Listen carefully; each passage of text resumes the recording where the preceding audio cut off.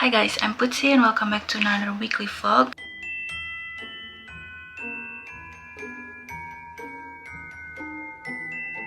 For the first time this past 2 years, my life will be a little bit more exciting than it usually is. And I have some very exciting thing to do today, which is why I look like this. I'm already getting ready kind of. I still need to do something about my hair, but I will be watching a movie. Finally, they're open, I think since 2 or 3 weeks ago, and the movie that I will be watching is the one that I have been waiting for the past few years. It's No Time to Die. By the time I'm filming this, I think it's been out for a week or two, but I know by the time you're watching this vlog, it's already been out for maybe a month or so.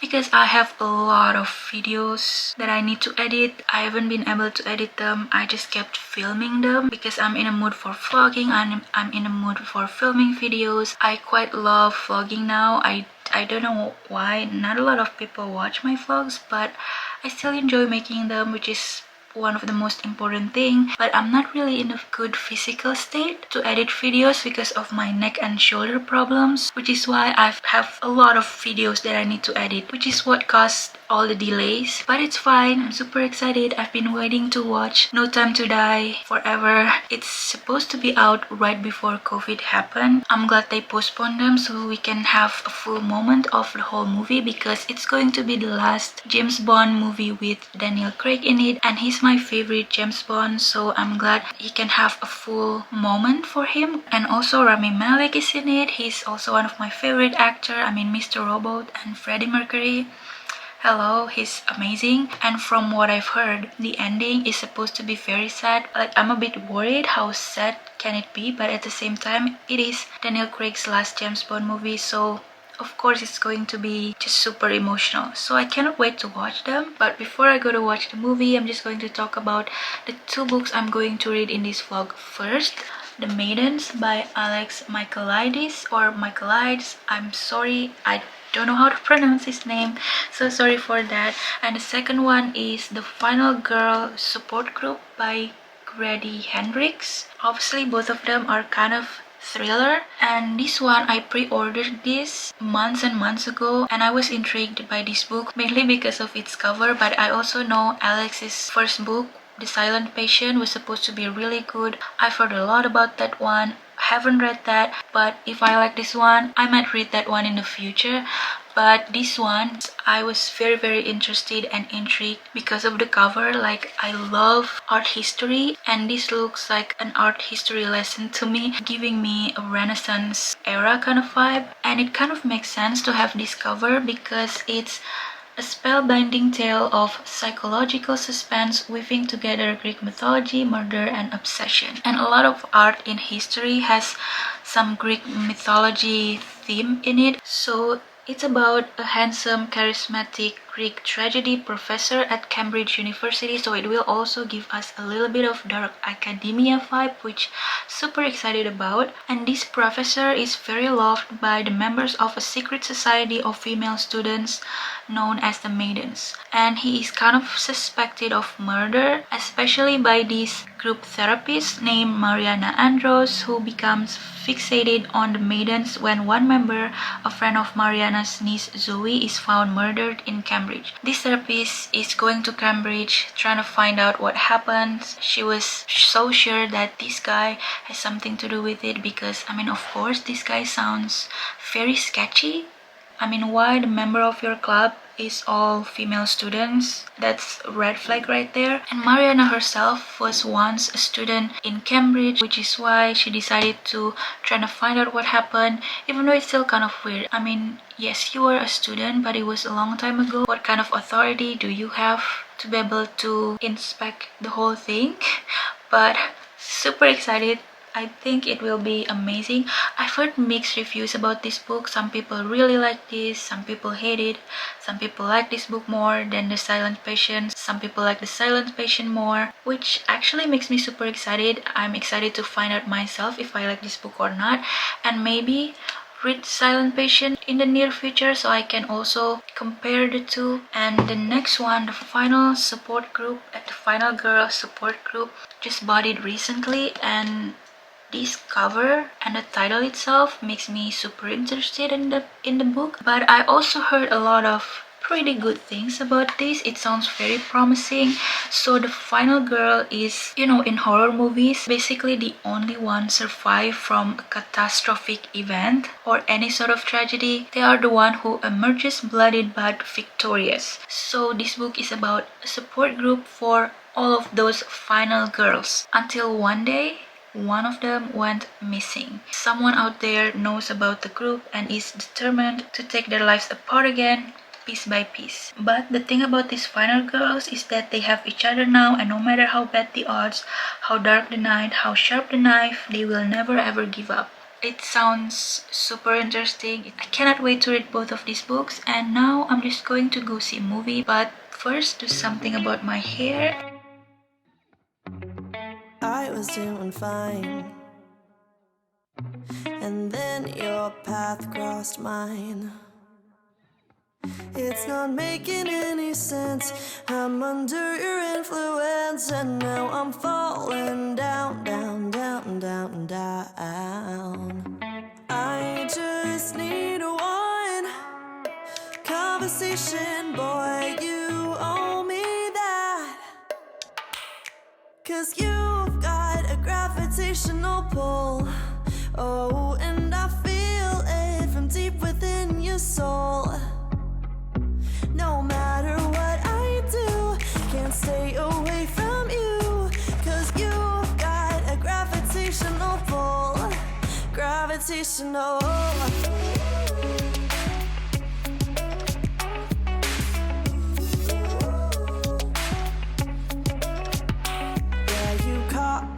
In your orbit, a brand new solar system's forming.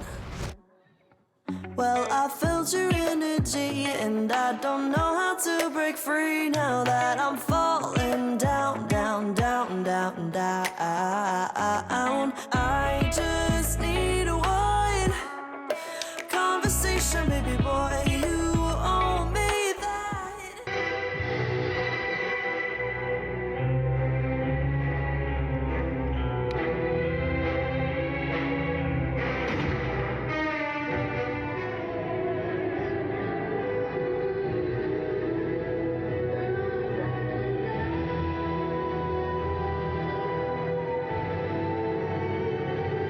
Okay, No Time to Die was incredible. It was just an amazing experience to be able to watch movies again in a theater. It gives me a sense of that things will finally get better from now on. Hopefully everything will be 100% safe again soon everywhere around the world. And yeah, it was just such an incredible movie. I don't know if it's my favorite James Bond movie because I feel like I love previous one a tiny bit better, but also I kind of forgot what they were about. But Daniel Craig as James Bond, as cool as ever. All the main female characters in this movie are just such a strong representation, and Rami Malek is also incredible as the villain. He's not as villainous, I don't know what word to describe it. His character just has such a quite calm demeanor, a little bit chilling, but he's just not the loud, obnoxious kind of villain that just wants to destroy everything. He's much more like thorough and thoughtful, I think, compared to the other ones. He doesn't have that mafia kind of vibe at all, so which I like. And the rumor is actually true. The ending is quite sad. It's very emotional, especially since by the end of it you remember that crap, this is it. This is the very end. The end of Daniel Craig as James Bond. This is his last performance as James Bond ever. And it's just very emotional. We spent a lot of years with him as James Bond. He's one of the best James Bond ever in my opinion. And the story itself like represent that. In terms of book, I haven't been able to read anything because I got home a little bit late and I was quite tired because I sat in the theater for I think it was almost 3 hours, 2.5 hours. Like it was a very long movie with these neck and shoulder problems. It was very uncomfortable to sit that long. By the time I got home, I was just so tired. I didn't read anything, I didn't edit videos that I was supposed to edit. So yeah, I cannot really tell you my reading progress. And I'm currently, I don't know if you can see that, it's very bright. I'm currently listening to Little Mix's albums. I was just really in the mood for some pops and upbeat pop, so that's what I'm currently listening to. Yeah, what else do I want to talk about? Oh yeah, I have a lunch date with some of my friends from university. One of them just had a baby and I haven't seen her in a while, and this is going to be the first time I'm going to see her baby, which is also kind of crazy and trippy to think about now that a lot of my friends already start to have babies, and like, wow, time has flown. I'm quite old now.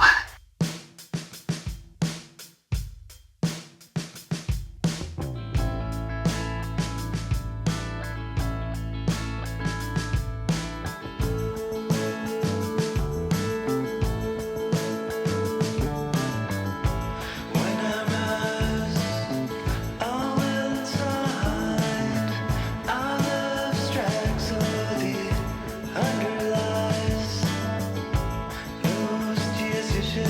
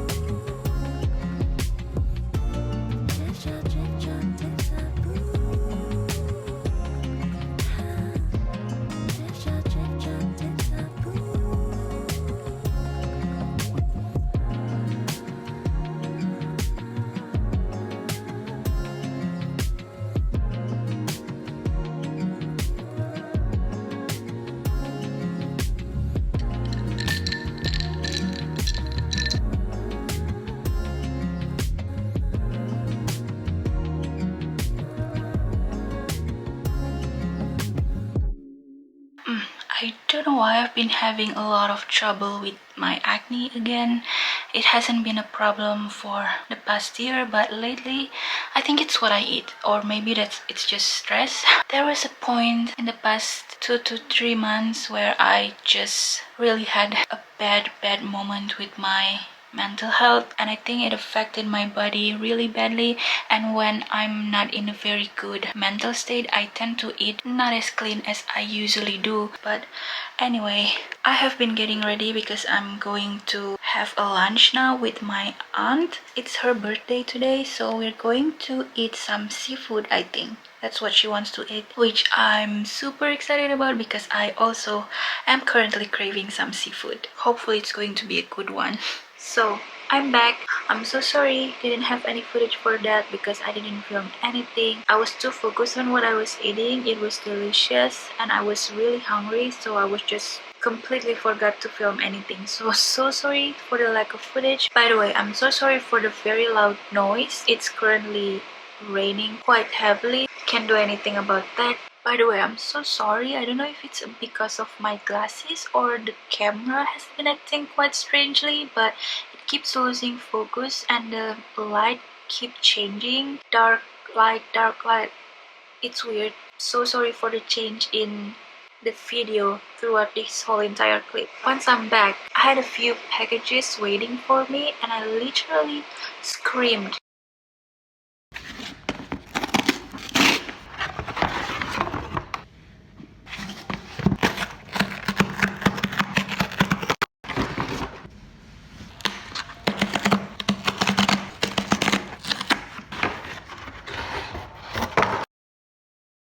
I finally received some of my order from Book Depository that I've been waiting for the past 6 months, I think. I still have like around 10 books, I believe, that still haven't arrived yet. And I just received 3, which still better than nothing. I'm just going to show you a couple of them, but I'm not going to give you more in-depth review because I'm going to film another book haul once every single book from Book Depository have arrived. So the first book that I ordered, The House in the Cerulean Sea by T.J. Klune. This is one of the book that I really want to read in 2021. This is like a special book that I've been waiting for. Collector's edition for Crooked Kingdom by Lee Bardugo. I really want to read the whole entire series of Shadow and Bone, Six of Crows duology, The King of Scars, and Rule of Wolves duology, but I want to wait until I have every single book and then do like a binge read or something, a readathon. This is the collector's edition. I don't have the regular version, but this version is beautiful. It has a lot of illustrations on the back. I mean, look at that. It's a gorgeous book. I also have the Six of Crows in the same collector's edition, but the last book I received today is Rule of Wolves. I ordered them as soon as it was released, but it took like months for them to arrive. So this is a really beautiful copy because the inside of it is, I mean, look at that. It's gorgeous. I finally have the full set for the entire Grishaverse and I could not be more excited about that. The Crooked Kingdom and The House in the Cerulean Sea arrived in a perfect condition in my opinion, but this one arrived a little bit, well, not really damaged. I already kind of pressed them for a little bit, but it was arrived like sideways like this. I don't know what it is about this book, but I feel like the binding is a little bit sloppy, not as sturdy as this one for example, because it's just keep moving around like that. Look at that.